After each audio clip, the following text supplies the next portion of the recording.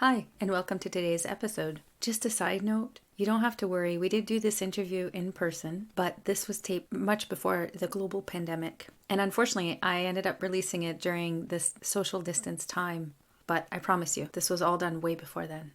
And we're talking with Dr. Todd Webb. He's the chair and associate professor of the Department of History at Laurentian University. He did his education at the University of Toronto and at York University. I also want to add that we did this interview in his office and there was a lot of movement that day. It was very happy movement, but it was sometimes loud, so I apologize for any of the extra sounds you might hear. It didn't really matter. It was such a great conversation. As you know, I love talking to people who are passionate about their topic, from scholars to students to academics and amateurs. And you might have noticed that not all the topics here are Canadian, but I am. I'm Rosie, I'm a Francophone from Canada, and this is my podcast. I guess now it's time to delve into the riots of this history, eh?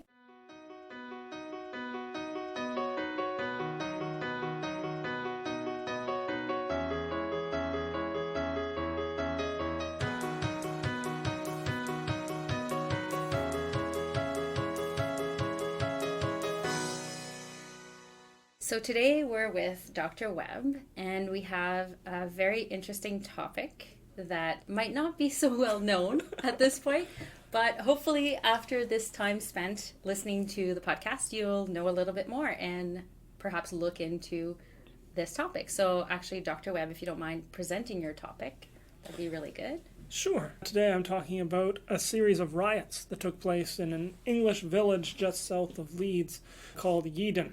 In the early 1850s, involving several competing strands of Wesleyan Methodism as the church sort of begins to divide in the late 1840s, early 1850s. So it's as we say, now pretty much unknown, but quite a cause célèbre at the time. That it made it into newspapers. As far away as in Australia, they reported on these riots because they are pretty extraordinary in the history of Methodism, and that they actually involve physical violence amongst Methodists. Certainly when the church began, there were anti-Methodist riots, as Methodism began originally as a breakaway from the Church of England in the 1730s and 40s and 50s, when a man named John Wesley famously feels his heart strangely warmed. He goes and he is revived.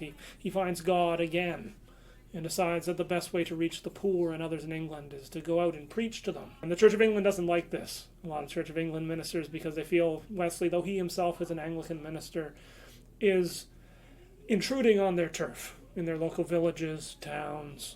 And so there are anti-Methodist riots that break out and people try and kill Wesley as he goes around preaching. He is at one point dragged by the hair between two competing mobs who want to either drown him or stone him.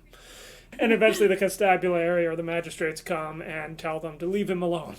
And say, don't kill this man, just, rough him up a bit. And they let him go. But after that, after sort of the early days where there is quite a bit of anti-Methodist violence, after Wesley's death in 1791, the Methodists more or less separate, become their own church, their own organization, still vaguely tied to Anglicanism, but running their own show. After that, the violence drops off, just because they go and do their own thing. There's a bit of intrusion on Anglican territory, but it's all right because they're a separate church now. So did they build actual buildings at that point? They begin to put up chapels, sometimes too many. They can't afford to actually support them all. They build just too much. They get into some financial trouble by the 1810s. But generally the church runs along well, separately from the Church of England, up into this period I'm going to talk about today, when everything seems to very suddenly go very wrong for the whole church. So everything turned for the worst. That's right. About the mid-19th century. It happens with a lot of Anglo-American churches, actually. They all seem to suffer a crisis of some kind in the mid-19th century. Interesting. Did you want to give it a little bit of background on the Wesleyan Church? Did you want to start with the riots at that point, or did you want to talk about some of the players prior to the riots? I think I'll talk about some of the players before, just because you need to know some of the sort of the figures and a bit about the village where this is happening, this village of Yeadon in Yorkshire. So by the mid-1850s, the Wesleyan Church in Britain starts to divide between two branches. There's a group led by a man named Jabez Bunting, who has one of the greatest names of all time. And he and his group, who form the majority, are generally considered to be what are called Wesleyan Tories. And so they're vaguely tied to the Conservative Party in England, sort of take a conservative line on a lot of political issues, but also want to move the church towards a more middle-class, respectable position. So they want to get away from early Methodist practices. Like the early Methodists used to have these very enthusiastic revivals. Remember, there'd be people jumping up and down and screaming and finding God in very demonstrative ways. Bunting and his friends think that is too alienating of people with money who they need to support the church. So they want to move the church sort of inside, out of the fields, out of the woods, move it into regularly built churches, have an educated clergyman, have a centrally run church out of London. Right? It's a little more organized, similar to other churches. Yeah, they want to become basically Anglicanism with a bit more spirit and without bishops. They don't have bishops, they just have what's called the conference. Actually, it's a group. Regular ministers gather once a year and decide what's happening in the church. What do we need to do? So on one side, there's these guys, the Wesleyan Tories, who are taking the church, sort of, as I say, towards a middle class, somewhat more boring or more staid version of Methodism. Then there's a minority that really oppose this, called the Wesleyan Reformers. And they see this as a betrayal. You see that the whole Bunting's program is a betrayal of Methodism. Right? They say, okay, no, we don't need to go become more middle class. We need to move away from that, go back to the original roots of Methodism. We need more revivals. We need less education. We need more being out there with the people in the street. And the main guy who leads that is a gentleman named James Everett, who is one of the more difficult figures in Wesleyan Methodist history, just because he is a weird guy. He is completely paranoid for most of his life. If you read his 9-volume autobiography, and it's just massive, the thing, it's the most, I think I described it somewhere as arid, stricken, and baffling. I mean, because he basically reimagines his life with himself as the hero in all circumstances. He works out most of his aggression against pretty much, at least he's had disputes with almost every other Wesleyan minister in the church. And he is the guy who leads sort of the Wesleyan reform drive to save the church, as he sees it, from this move towards reform.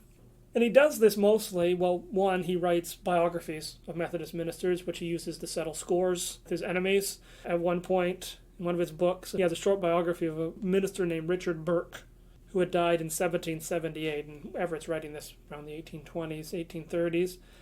And for whatever reason, I'm not sure why, he actually compares Richard Burke to an Edinburgh murderer named William Burke, the famous Burke and Hare murders, where they kill people and give them to the anatomy school. There's no reason at all to make this comparison, as far as I can tell, other than to be mean. Yeah. I was like, well, he's a Burke and he's a Burke, and I'm just going to cast some shade on this old gentleman. But there's no historical evidence. No, there's no link at all between Richard Burke and a murderer in Edinburgh, who is eventually anatomized, actually, after he's caught. But, I mean, Everett tries the comparison seem favorable to this minister, but it's just weird to make the comparison at all. So he does that kind of thing publicly.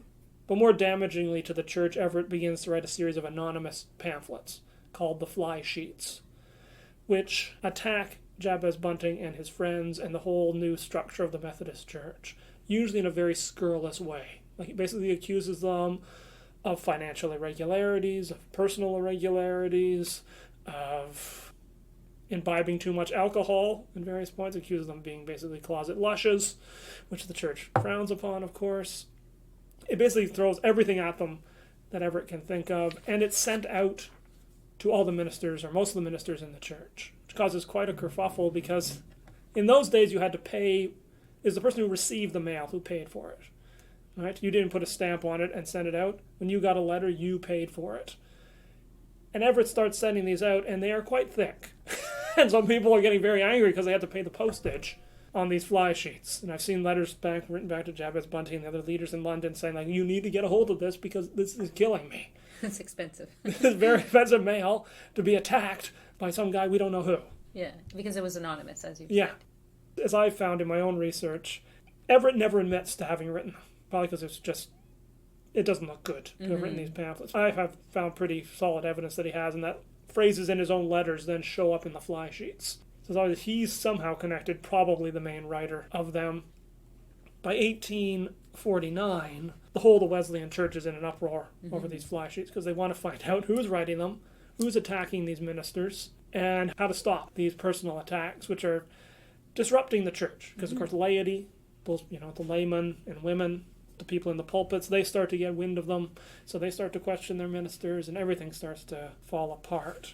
This kind of sounds a little bit like part of the Reformation that happened so much earlier than this, right? It's a similar pattern, it seems. It follows a similar path. You get a nice unified reform movement, and then it just all begins to dissolve, crumble apart. Yeah. So as I say, this is the fly sheets start to divide the Wesleyan Methodist Church in Britain. At the conference of 1849, Bunting and his friends get out enough votes to expel James Everett from the church, as well as two other men who are seen as being closely related to it, a guy named William Griffith Jr. and Samuel Dunn. And so they expel them and think this will be the end of it. We'll cut the head off the reform movement, and that'll be it. Of course, what they're not thinking is that by expelling these guys from the church, they also release them from all church discipline. And so now Everett, Dunn, and Griffith go on a barnstorming tour of England, trying to just whip up hatred against the leadership of the Wesleyan Methodist Church. And that's kind of the broad background of what happens in this village of Yeadon, is that Everett, Dunn, and Griffith are touring the country, getting people angry, basically urging them to stop giving money to the Wesleyan Methodist Church, to stop listening to their ministers, to riot even. So they didn't just turn back against all the church, they just turned back against one part of the church? Against, this conservative... Yeah. So they didn't really touch the part they were in prior to this? Or did they turn against They all begin of it? to sort of draw people away from the Wesleyan Methodist Church and begin to form their own... Okay, so they are attacking all of it. Yeah, they're attacking all of it. But especially its leadership, this Jabez Bunting and his conservative friends, who they point to as the cause of all the ills in Methodism, possibly in the world. In a fine tradition of muckrakers. So that's the context, or at least the broad context, that the church is falling apart. These three men are doing their best to destroy it in the interests of what they think is pure Methodism. And Jabez Bunting and his friends are doing their best to shore up the church from these attacks from these men who they've now placed outside of the church. They're called the Three Expelled in Methodist history. It sort of makes them into something heroic, I guess. And even almost though like a sacrificial lamb or something. Yeah. So they've been sacrificed to the glory of Methodism, and they're martyrs, and like to see themselves as martyrs. The more I read about them, the harder it is to see them as martyrs. They seem fairly self-interested in many ways, but I do believe they think they're doing the right thing, but so do Bunting and his friends. So it's a pretty feral atmosphere out there in these villages of Wesleyan Methodism as people have to start to choose sides. And so then that comes to the village of Yeadon, or Yeadon. I keep saying it wrong. Just quickly though, so the Wesleyan churches were all around England. Yes. And were they more north, more south? Like, did they seem to be spread out quite well, or? They're mostly concentrated in the Midlands and the north of England, which is kind of the heartland of Methodism, which is another grievance people had with Jabez Bunting, because he set up the headquarters of Methodism in London, where Methodism was actually quite weak. So they'd say, why aren't you up like in Manchester or Birmingham or Leeds, where there's most of the Methodist congregations are? So of course, the reason is power is in London, and so that's where you want to be. Money and government and all these people you need influence when like you're sending out missionaries to New Zealand or Canada or South Africa when you need permissions. It's easier to go over to the colonial office that's down the road than it is to take a coach down from Manchester or Birmingham. Then we're talking more close to Yorkshire, I guess, Yeadon?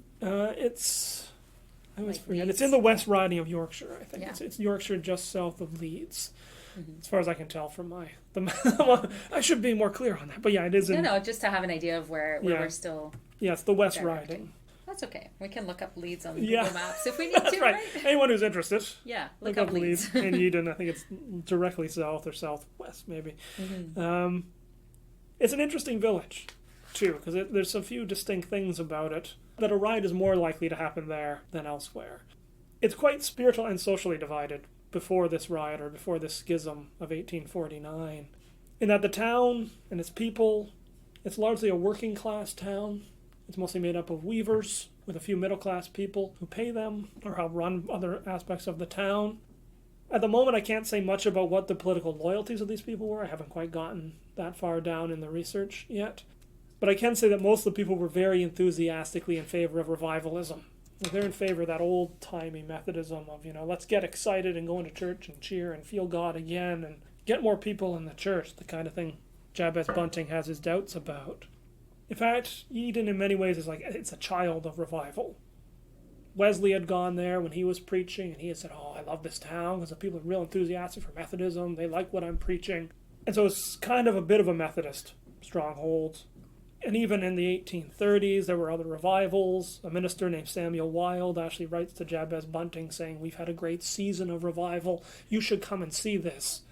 And Bunting basically says, "No thanks, I'm really not into revival. I think this is actually kind of anarchic. Middle-class people don't like the idea of shouting and crying and carrying on. They want to see orderly church services with a bit of passion, but not, people throwing themselves out of windows and things like that. That's just damage to property. Can't have that." So there's a spiritual kind of radicalism in Yeadon amongst the working class Wesleyan Methodists. It also had a general tradition of local lawlessness. In fact, the very geography of the town spoke to the weakness of central authority, in that it had no town design, really. It just kind of went up as it went up. There's kind of streets everywhere. There's no central design to it. What was the industry in Yeadon at the time? Weaving, mostly. Yeah. Like much of Yorkshire. Yeah. I think there were a couple of factory buildings in Yeadon, because I know the Luddites, the famous machine breakers, do attack a mill in Yeadon, and then other Yeadon weavers go and join the Luddites. This is in the 1810s, and go and attack some other local mills. So I guess the Industrial Revolution kind of made it piecemeal. Yeah, building it's kind the of town. it's kind of like there's factories there. There's also people doing the traditional piecework where they come in, they bring the stuff home, they do the weaving, they bring it back. So it's a mixture of very new industrial practices and older industrial practices, and just a poorly designed town and poorly policed. It doesn't have its own constables. If there's a riot in Yeadon, you need to call them from a local town. It doesn't have its own magistrate. So it's kind of a Wild West, almost, kind of village where anything goes and has gone. So if a riot's going to break out here, or multiple riots, it's going to take a while to get them under control, and people kind of know that. They know that if they riot now, a constable might come a couple of hours later, but there's a lot that can be done in a couple of hours. So it's a bit of a powder keg. And it's in this context, really, that the first of these riots begins to erupt. And there are, I think, 3. 2 small ones, 1 big one, where people actually get shot. We know of all this because there were court cases. A lot of the rioters get brought to court. To lead a riot is an offense. You can't just go around smashing things, as you can't today. And so they end up before the Leeds magistrates, or the Yorkshire magistrates, the Yorkshire Assizes. And there's one member of the Assizes, a guy named the Reverend J.A. Rhodes, who is an Anglican. An Anglican minister sits as a magistrate who hears all 3 cases. And by the end, as we're going to see, is obviously very sick of hearing anything about these Yeadon Methodists. Doesn't want to hear from them anymore. He's heard 3 cases, and he's sick of them. In the first case, the first 2 riots basically are relating to a minister, a Wesleyan minister named William Shrewsbury, who's a Wesleyan Tory in a Wesleyan Reform village. And so the Wesleyan Reformers basically try to get control of the preaching house and the chapel. They think, we form the majority in this village, we want this preacher's house, we want the chapel. Shrewsbury says no. He says, I'm a good member of the conference. We're not giving this up to these insurgent Methodists. I need it for my dwindling but still loyal congregation. And so there are several riots. At one point, the rioters hurled rocks through the windows of Shrewsbury's house and chalked the walls with warnings that a prudent man foreseeth the evil and hideth himself. So they chalked that on his walls and run away. Shrewsbury eventually leaves. He just gets out when people start throwing rocks at his family, goes to a neighboring village and hides out there. In response, the magistrates' court actually bound over 2 of the rioters. So they basically make them pay a bond not to riot further. One of them is a young man named Hiram Yeadon, who's going to play a major role in a few minutes. And then there's a woman named Anne Marshall. We're both charged with leading this first riot by picking up stones and throwing them at the minister's house. At this point, a merchant and Wesleyan Tory, a layman named William Starkey, decided it would be best to remove the furniture from the preacher's house. We're not entirely sure why he thought this was the best move at this point, with the village in an uproar, to try and take couches and furniture out of the place and move them to a neighboring village or a safer place. Well, Shrewsbury's gone. Yeah. Yeah. It all gets very weird at this point. Starkey seems to have done this on his own initiative. Maybe he might be one of the stewards of the property. I'm not sure. But at this point, seeing furniture moved, another Wesleyan Reform mob intervenes and starts throwing rocks and sods of earth and threatening to tear down the whole building. So basically they block the wagon that all the furniture's in, throw things at it, and they have to put it back into the preaching house. So the lead magistrates, again, they intervene, they commit more of the rioters to the York Assizes to answer for their actions, no doubt in the hope that this will finally settle things, right? So you've got 2 riots, you send people off to the Assizes, which are kind of, the regional court, which will sentence people to prison if necessary, or hang them. They don't usually hang people for this kind of thing, but it's always a threat in England. Basically, everyone leans back and says, oh, thank goodness this is all over now. We'll have peace in this village. But that's not going to happen. Because the third and most violent of these riots took place on the evening of the 13th of March, 1853. And the difficulty of talking about this is that the magistrate's court at Leeds was never able to reconcile the conflicting testimony of everybody involved. Which makes it nobody really knows what happened. Not exactly. I suspect I know what happened. But Okay. because one story is pretty out there and the other one you think, yeah, that's probably what happened. One thing we can say with certainty is that this third riot originated in a compromise that came out of the first and second riots. Being the most numerous group in Yeadon, the Wesleyan Reformers seized the Methodist chapel, even though legally it remained in the property of the Wesleyan Methodist Church. So basically they've just taken it over. They go in there and they sit and they say, this is our chapel now. But the Wesleyan Tories retained undisputed control of the preacher's house. So they're connected. So one group has the chapel, the other has the house, and they sort of stare at each other. And kind of, there's an uneasy tension building between these two groups. Like, who's going to draw their gun first in this Pretty Wild much. West? Who is going to shoot first? Yeah. The tension increased when Jabez Bunting and his friends launched a suit to reestablish their hold over the chapel. So they go to what's called the Court of Chancery, which Charles Dickens famously makes fun of in Bleak House as being antiquated and draws everything out. In this case, it acts remarkably quickly. But they launch a suit in the Court of Chancery to reclaim Yeadon Chapel. Basically say these men are intruders. Men and women are intruders. They need to be thrown out, and you need to give us full title to this chapel. So that ratchets up tension again when word gets out that these Wesleyan Tories are trying to get back what the Wesleyan Reformers think is rightfully theirs. So strains building and reached its fracturing point when a week before the riot, James Everett himself, the arch disturber of Wesleyan Methodism, decided to come to speak at that chapel in Yeadon. He says, I'm going to come and whip up the troops, tell them you're fighting the devil, you're doing God's work, keep to it. So he decides he is going to preach in the chapel, the best place, he thinks, to preach. But on the morning of the 13th of March, so the morning of the riot, an official from Bradford, that's all I've been able to find to identify this gentleman, shows up with a letter to James Everett from the Wesleyan Methodist Conference denying him the use of the building. Basically, it's a lawyer, I think, that shows up saying, here's a legal order, you are not allowed to step foot in that chapel. So it went back to the non-reformists. Yeah, it goes back to the Wesleyan Tories, and in London, they get a lawyer friend to draw up a brief basically saying, tell this man he's banned from our chapel, but it's still our chapel. As a newspaper at the time said, this was a great disappointment to the Wesleyan Reformers of Yeadon, who were forced to listen to their hero preach outdoors before he left the village that afternoon. Right, so he kind of just goes outside. In a tradition that would have been honored by Wesley himself, and kind of goes and preaches in the churchyard and tells people, I'm kind of imagining in my own head, I have no proof of this, but I imagine him pointing at that chapel and saying, this should be yours. Yeah. And so should that house, that preacher's house. These should both be ours by right of numbers and God. We're on the God side, these guys are the devil, etc., etc. And then you can add the beautiful English weather to that and Yeah. add some ambiance, That's with right. the fog. Sort of and the fog and a March day in England, it might be kind of damp, more than likely. Yeah, probably. In the narrow streets of this village, so it would have been... I'm sure it would be very beautiful to watch. Don't understand why someone hasn't made a movie of this. Oh, I know.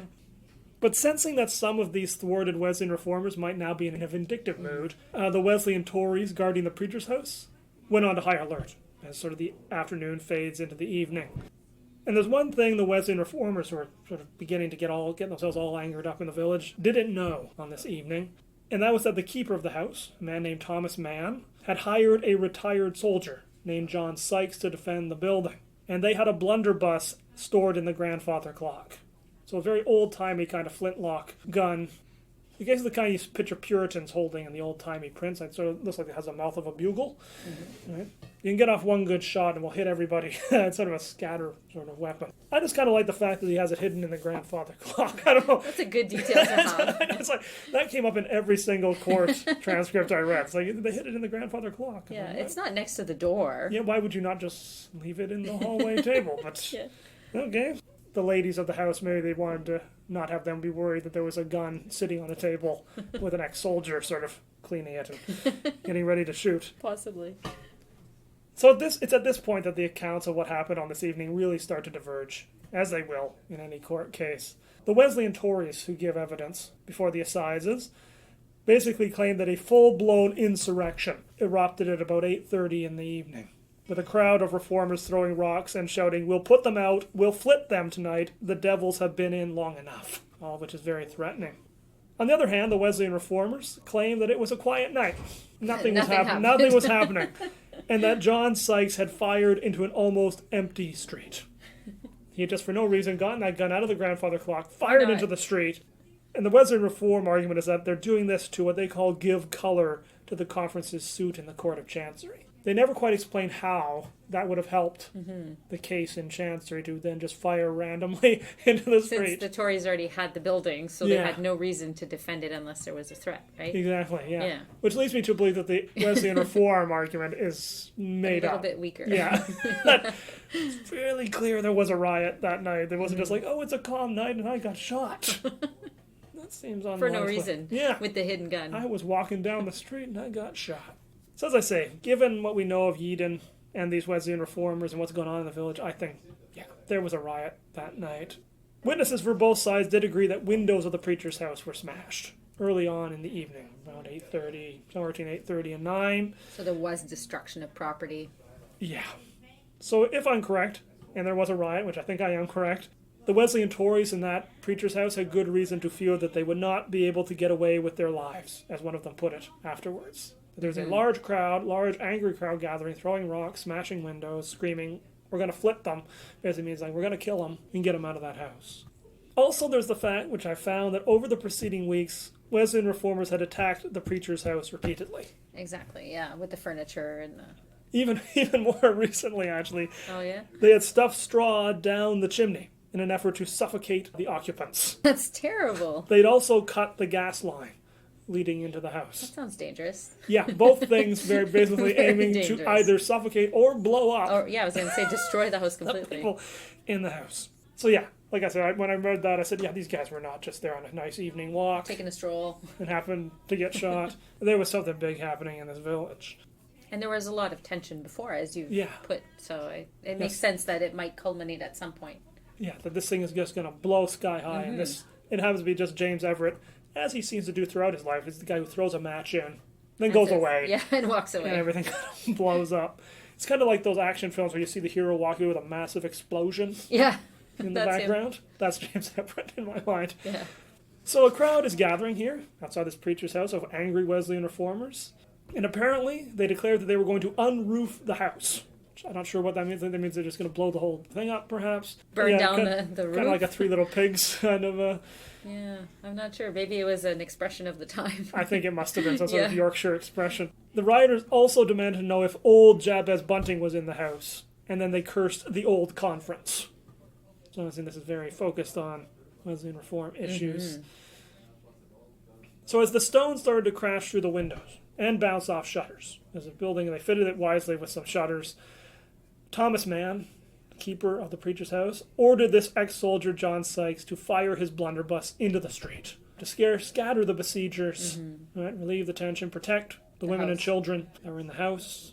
So at this point, one of the participants in the riots of 1852, so those earlier two riots, the weaver Hiram Yeadon, got shot in the legs. As Sykes fires into the street, he is hit. Yeadon collapsed into the road, yelling, "Oh dear, they have shot me." That's what he testified in court. I suspect it was a bit more salty. Probably, yeah. I don't know if I got shot. Yeah, I was going to say. I don't know if I could just say, "Oh dear, I've been shot." Unless there's little ears around, maybe, and you're trying to be kind. I don't know. I don't know. I'm hoping they didn't bring kids to the riot. I hope not. You never know. But how do you get a babysitter for that? That's I mean, true. Hey, I'm going out tonight to riot. There How must about have you been watch my a kid? crowd on the outskirts. Possibly, yeah. Where some of the women might have been around, too. That's true. Sorry. I'm just picturing, distracted. I'm not just picturing like this crowd. It's like people eating popcorn watching the riot. Exactly. You go. We'll stay behind the front lines. That's right. Yeah. That's a safe place to be in a riot. Sure. So Hiram Yeadon gets shot in the legs. Another weaver, John Marshall, was shot in the face. Because again, the blunderbuss just kind of fires pellets in all directions. So Marshall staggered backward, exclaiming apparently, "Well, they have shot me too." They're very controlled. They are very, very polite young Methodists. Yes. For rioters, they're very, very polite. Yeah. So some of the crowd escorted Hiram Yeadon to a neighboring house, while a relative, Henry Yeadon, broke his way into the preacher's house. He just smashes through the door, hammers on the door saying, "You're shooting people out here." Once he was in, Henry Yeadon found a very panicked group of Wesleyan Tories. Right? Because they realized they've shot a bunch of people. The crowds are even more angry. "Damn thee," Henry Yeadon apparently yelled, "thou hast killed a lad, we'll do thee thy job." And they're speaking sort of the Yorkshire dialect of thee and thouing. Seems to be a bit of Quaker influence there too. Two of the Wesleyan Tories, that merchant William Starkey and his brother John, then hit Henry Yeadon with a stick. Because shooting in the leg wasn't enough. Exactly. Then they dragged him into the house and bolted the door. So it's getting really weird now. So they've opened the door, this guy screamed, "You tried to kill people," and they hit him with a stick, pull him through, bolt the door again. As Henry Yeadon screamed, "Break in, they are tearing my clothes and will kill me," John Sykes fled. Being a good soldier, he knows when to retreat. And he says, "Right, I think I'm not part of this. I'm going out the back now. Yeah. You guys are on your own." The riot finally ended when two constables finally arrived and broke into the preacher's house and arrested the Wesleyan Tories. Because they were the men who were, at that point, trying to beat a man with a stick in the living room while firing into the street. And the constables are just arresting guys holding weapons. And you really can't arrest a whole rioting mob of people. So I think it's Starkey and one of the other men in the chapel was arrested. John Sykes they captured a month later because he goes on the lam. He takes off. He makes a runner. He doesn't want to get caught. Apparently the county constables found him enveloped in fleeces of wool in the loft of the house of a wool comber named James Gott, who was also taken into custody for sheltering a fugitive. So I guess being wrapped in wool was comforting, and I guess that's all the idea. They got to find it like under all these sheep. All the sheep, and it all goes like, "You're nicked." Yeah. And grab him. And poor John, this poor guy James Gott, he just gets sucked into sort of the into the drag net. He probably knew. I'm fairly certain he knew. They seem to have been friends. He must have been Sykes. involved in some. Yeah. Yeah. So there's now 4 men under arrest and on their way to the York Assizes, which tend to frown on riotous kind of behavior. So all these 4 guys, as well as other witnesses, appear before the magistrates at Leeds and then on to the judge at the York Assizes.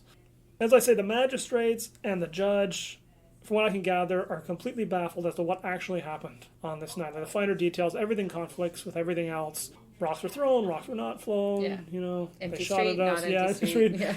He beat me with a stick. He didn't beat me. We didn't beat him with a stick. Somebody had popcorn. Somebody did not. Yeah. Someone was cursing when they were shot. Someone wasn't. It's all very weird. So the legal minds of Yorkshire seize on the 3 indisputable facts that they discover in cross-examination. First, that Thomas Mann ordered John Sykes to fire his blunderbuss. Yes. Everyone admits, even the guys in the house admit that happened. Because somebody fired it. Yeah. Yeah. So it's kind of, someone hears a gun go off, everyone hears it go off, and there was a guy shot in the leg and another guy shot in the face. Second, that Hiram Yeadon and John Marshall were in fact shot. I mean, that's undisputable fact. They just look at him. And the man shot in the face, there's the wounds on his leg. He almost lost the leg, but they save it. And the other fact is that James Gott had harbored John Sykes by bundling him up in wool. For comfort. To make him look like a sheep. Yeah, I don't know. totally. So those 3 facts established, the law now took its course.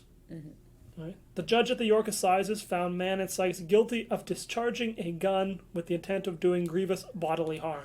Not quite murder, right, which is a hanging offense. Yeah, I was going to say. But grievous bodily harm is lesser. And they found Gott guilty of being an accessory after the fact. So Mann and Sykes were sentenced to a month in prison, and Gott received a shorter sentence of 2 weeks in York Castle. So relatively lenient, actually, for having almost tried to kill people and harboring fugitives of a possible murder rap. That marked the limit of the criminal court's willingness to hear from the warring Methodists of this village, of Yeadon. So when Henry Yeadon charged William and John Starkey with assault, the long-suffering magistrates declared that the evidence was of so conflicting and contradictory a character that they had determined to leave the case where they found it. Right, so basically they say, everyone, get out. Wash our hands of it. Yeah, we don't want to hear from you idiots anymore. So figure it out. Yeah. Kill each other. We don't care. Yeah. We don't want to see it. No more involvement on our end. Yeah. Especially you got to imagine, like, the head of the head of the magistrates' court is an Anglican minister. Just head in hands going, like, what is happening? What's wrong with these children? Yeah. Get your act together, people. You never should have left the Church of England. As if to underline this point that the churches were done, or the courts were done with the Methodists, in December 1853, the Court of Chancery reached its decision, and that it granted all legal rights to the chapel in Yeadon to the Wesleyan Tories. The Tories got everything. They got the everything. Chapel, the house, everything. So if the Wesleyan Reform aim was to get those things, it failed miserably. Because the courts sided definitely with the Wesleyan Tories against rioting and just illegal seizure of property. So even though they didn't get charged for probably rioting, they still lost it all. Yeah. So to find this information, you're looking a lot at the court cases, as you've mentioned. Yeah. Were there newspapers around the time? It was mostly the newspapers I used, because the court case... I actually have a friend, former professor, who did some work for me looking for the legal records of the actual court cases. And apparently the Yorkshire Assizes did not keep detailed court transcripts. They just kind of kept the decisions, which are interesting to see. I actually had the handwritten... Did they have like court reporters for the newspapers? Reporters could go to court, could go to the assize, which is what happened in the newspapers, both independent sort of newspapers and the Methodist newspapers. They send reporters that report in detail about what everyone said in the court. The interesting thing is sometimes it conflicts. The accounts don't usually conflict that much. You think they would, but they don't. They're mostly pretty accurate, one to the other, though some have more detail than others. Like the Methodist newspaper, The Watchman, has the most detailed accounts, because of course they want to think we were innocent, these guys are terrible. So yeah, I've mostly been working with the newspapers and with information produced by other people. Everett, William Shrewsbury, the minister, William Starkey, some of the bigger figures. I've had, like Shrewsbury writes letters to the Missionary Society and to other people like Jabez Bunting saying, "Oh my God, you can't believe what's happening in this village. I got to get out." So it kind of gives you a bit more thicker description of what's happening. And gives you a little more idea of the personalities. Yeah, all of these people seem to be very difficult people. Shrewsbury, like Everett, seemed to have a talent for just angering everyone in his life. People just seemed to be perpetually angry with him. He was a failure as a missionary. He went to, I think, South Africa, and they didn't like him there. He went to the Caribbean, I think, and they didn't like him there either. So he came back, and they didn't like him here. And Everett just is a bit of a wild card. I kind of both respect him, like him, and think he's just terrible. Yeah. That's this massive ball of destruction. There's a lot of layers to people, right? Yeah. Sometimes it's like, is that layered towards the good or towards, maybe not so good? Yeah, it depends where you think the Methodist Church should have been going. I mean, Bunting and his friends had a point. It needed to move in a more middle-class direction to survive. Monetarily. Big churches need money. Yeah, no, they do. Missionaries' work needs money. So they were going to sell out in some way, one way or another. I mean, Everett Dunn and Griffith's idea of going back to the old Methodism, the pure Methodism is kind of their version of the old Methodism is kind of an imaginary version where, they never needed money. They just preached and God provided. It was never like that. But they want to imagine it was. And they want to recapture that, but I think it's trying to recapture something that never existed. Yeah, once institution of a church is started, then you have fees and costs. And you got to pay those bureaucrats. There's got to be paperwork. You got to put up new buildings, and if you're going to compete with the Anglicans, they got to be big. Yeah. So the Methodist churches in England, they're still around, I would imagine. Yes. And are they as grand as the Anglican? Have you seen some pictures? The Methodist Church, I think. Or are they? In the 19th century, they never are more than 2 to 5%. I could be wrong. I'd have to. Yeah. Don't necessarily. Anyone listening, don't necessarily quote me on that. But But they're not Canada, quite the scale? No. Okay. And they have some very nice big churches, but I mean, Anglicanism has state support. Yeah, of course. So you can't really compete. Yeah. And then when that came in the North Americas? In Canada, Methodism is, by the end of the 19th century, is the largest Protestant denomination in Canada. Wow. So they have a much better run here. To the United States, too? Where they're also a massively powerful church. It all seems like freed from sort of the political struggles freed from an established church. Largely, Methodism can flourish much more than it can in England, where it has to deal with the Church of England. The Church of England, with Anglicanism that is just there, sort of a mountain you have to get around. I mean, there is a sort of an established church in Upper Canada until the 1840s, but it's never quite the same established church as there is in England. Yeah, so the Methodists were able to build their followers here in a much bigger way than they are, much less restricted. Yeah, less rioting. There's disputes of actually the British Wesleyan missionaries come here and compete with the American Methodist missionaries, and there is quite a bit of rioting and people being locked out of churches or nailing themselves into pulpits to make sure the enemy cannot force them out. So Canadian Methodism also has its a side that people don't often know about. That's much more exciting. People often hear Methodism and just think, oh, boring. They're sort of godly people who don't drink, and it's very boring. But in fact, their early history is quite quite something. Well, that's most churches. The early histories are always really interesting. Like early Christianity. There's a lot of wild stuff. Interesting, yeah. Interesting time. So all of these players, they stuck around England and they just kept going and living their lives and not causing too much trouble after this, I guess. Yeah. By the late 1850s or the mid 1850s, Everett, Dunn, and Griffith have realized their attempt to storm the heights of the Wesleyan Methodist Church from outside have failed. So they formed their own church, a Wesleyan Reformed Church, which does build its own chapel in Yeadon. Mm-hmm. And there's a grand reopening where actually a newspaper at the time reports that there was no rioting for once. So I would have thought some Wesleyan Tories could have come and thrown a few rocks just for the tradition. Sure, why not? It's like a baptism of the chapel. Just the guys involved in the riot itself.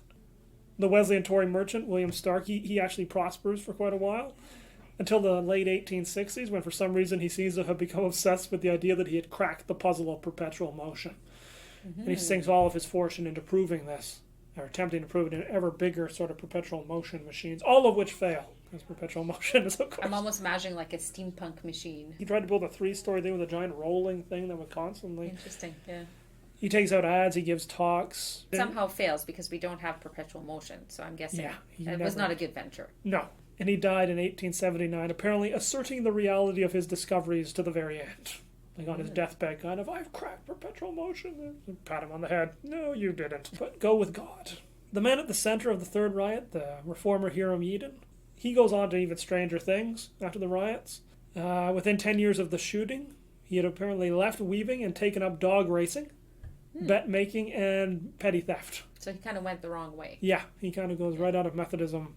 Not the way they want you to go, sort of towards greater holiness. He kind of backslides. If it's the same guy, in the 3 years between 1863 and 66, he appeared before the Leeds magistrates charged with robbery, stealing a boxwood tree, helping to organize an illegal boxing match, and trying to shoot a bar owner. If it is the same guy, he also did suffer considerable personal tragedy, in that his son died while playing a game sliding off banisters, I think. He fell and smashed his head and died of the contusions. So it is him. He has various issues in his life beyond being shot in a riot. But interestingly enough, when Yeadon had the chance to vote for its first school board in March of 1874, they actually cast their ballots for Hiram Yeadon in a landslide. Oh. They elect him to the school board, saying that there's more going on here that I have to look into. And there's a large clan of Yeadon, so I have to go into genealogy and the census and find out, is there more than one? And it could also be it couldn't be father and son because the son died, unless there's another son that I don't know about. And he was just into bad things. Yeah. It could be the younger son who is kind of the wild child. Teenagers, right? Well, that's the joy of historical research, right? You kind of you're never done. It's like, I gotta find out more, and you gotta go deeper. So then it's a little bit of a mystery. Yeah. I think the Leeds Municipal Archives has the records from Yeadon, so I might have to go to Leeds at some point. Oh, how terrible. I know. It'll be rough. You'll have to send us some pictures of Leeds. Me. Just me. Because I'd like to go to Yeadon and see actually how the streets are laid out. It's apparently... It's changed, I'm sure, but the Wesleyan Chapel is still there. Mm-hmm. I've seen pictures of it anyway. So.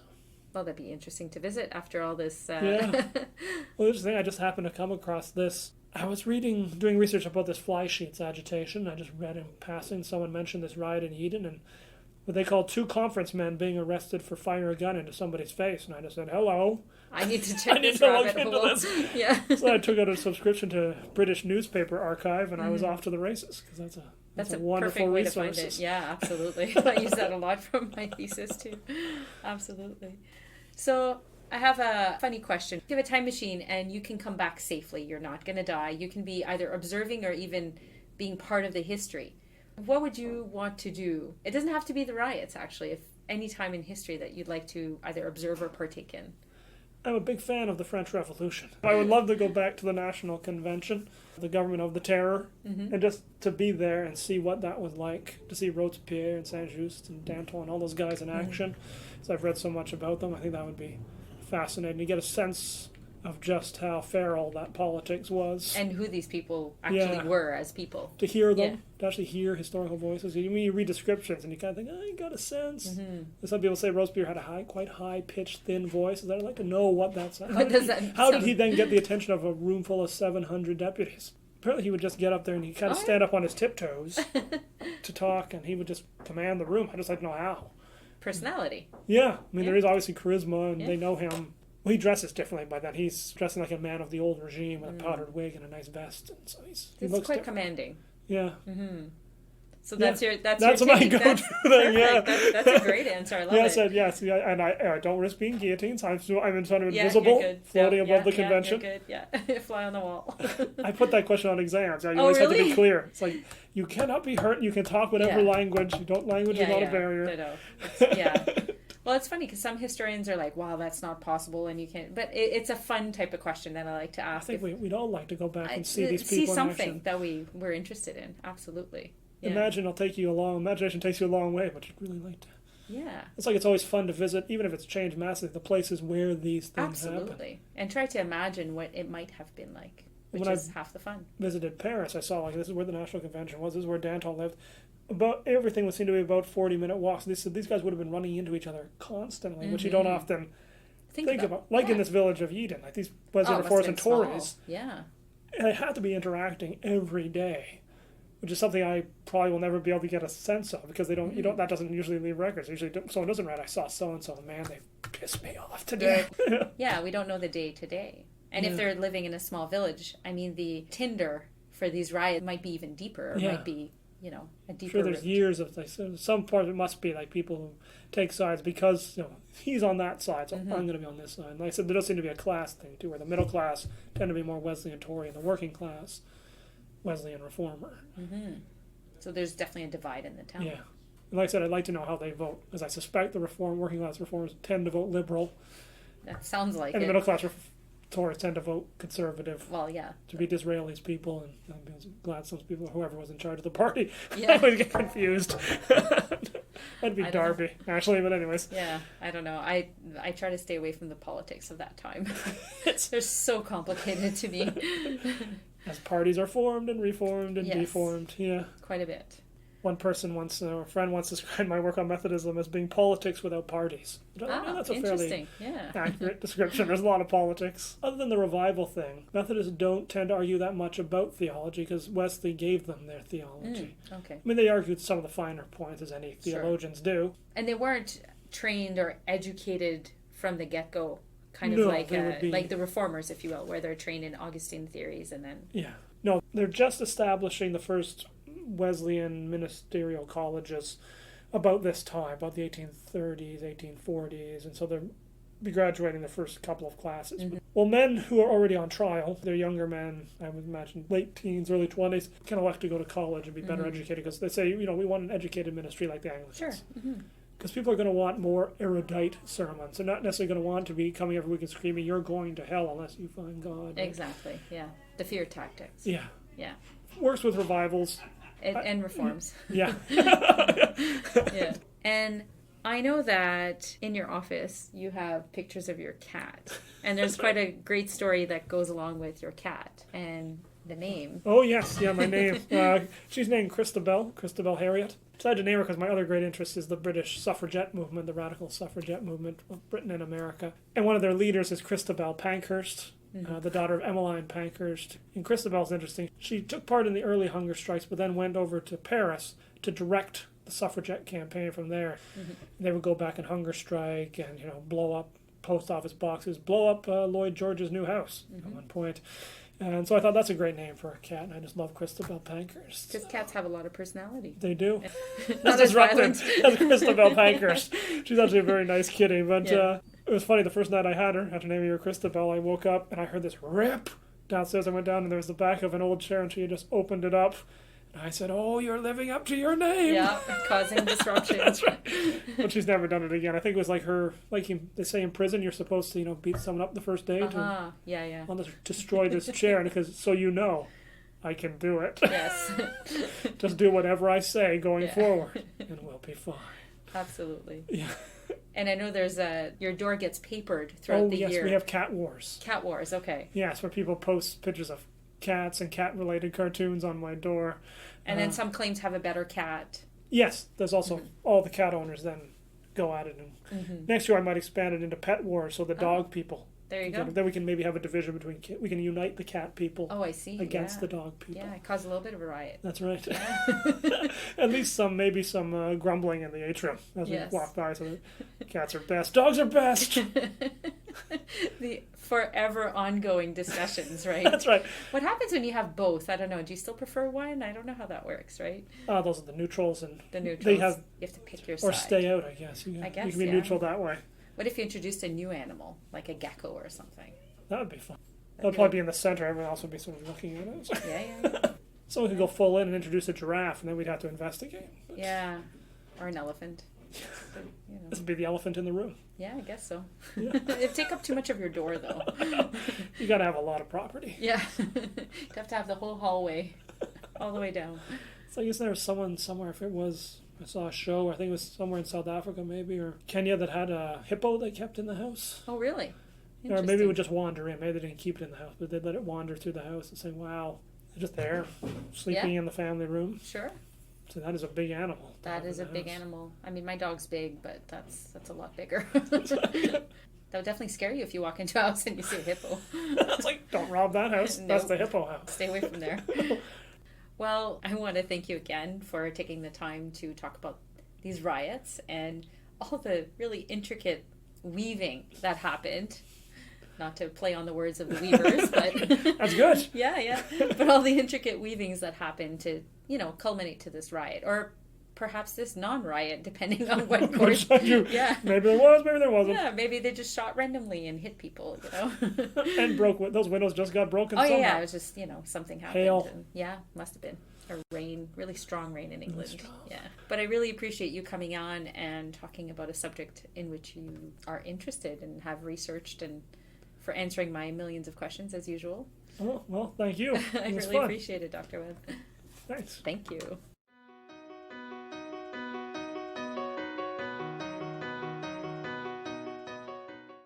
I guess I have to apologize for our cheesy humor. Dr. Webb and I seem to have a very similar sense of humor. So thanks for bearing with us. For the book recommendation, Dr. Webb pointed out that unfortunately there's not many Wesleyan Methodist books that talk about the Schism of 1849. Although, by the way, he's in the process of writing one, so keep an eye out.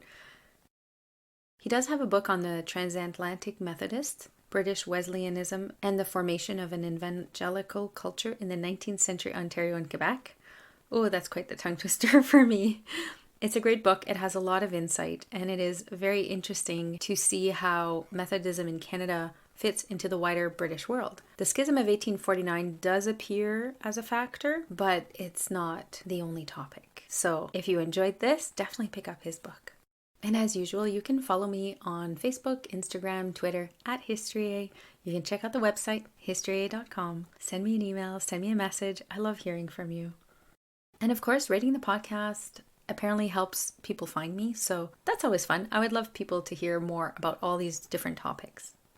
And as usual, I absolutely want to thank my husband Jamie, our brood of kids, our family, our friends. Without them, I would not be adventuring through history. Un grand merci.